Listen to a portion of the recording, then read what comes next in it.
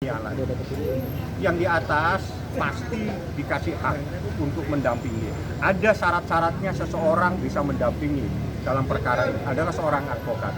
Bagaimana seorang advokat itu nanti pasti akan ditanya di atas.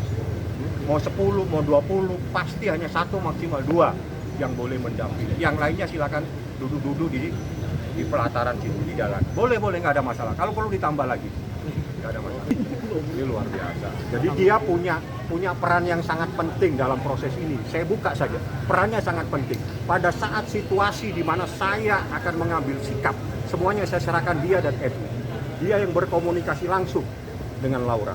Saya, Niki, saya tarik Niki ke dalam, keluar. Mereka berdua yang berkomunikasi di dalam. Silakan dia bisa menceritakan. Dia punya peran penting bagaimana dia bisa dengan tenang membawa Laura sehingga Laura itu ikut untuk dilakukan proses hukum dalam perkara ini. Itulah. Gimana dok?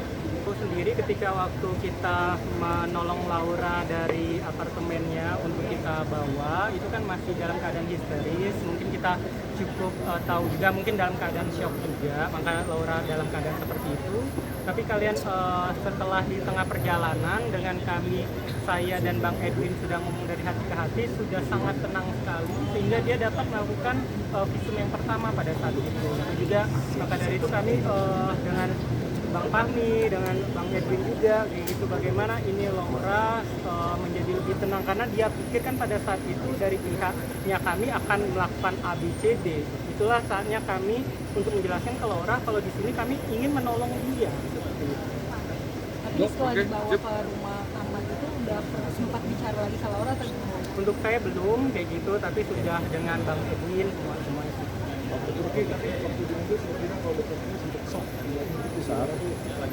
Ya kaget, tapi kan saya masih dalam batas wajar melihat dia anak di bawah umur kan dalam tekanan juga dalam tekanan, jadi ya kita maklumi. Dok akan terus membantu Laura untuk mengawal kasus ini dok? Terlepas menolong Laura atau tidak dalam kasus ini, saya melihat ini bentuk kita sebagai manusia. Ada kasus anak di bawah umur yang dalam ya di kasus seperti ini memang kita sebagai manusia harus bertindak. Artinya melihat dari sisi kasusnya dok ya? Iya dong, harus. Sebagai manusia kita harus punya sikap untuk kasus ini yang sangat menurut saya kebiasaan.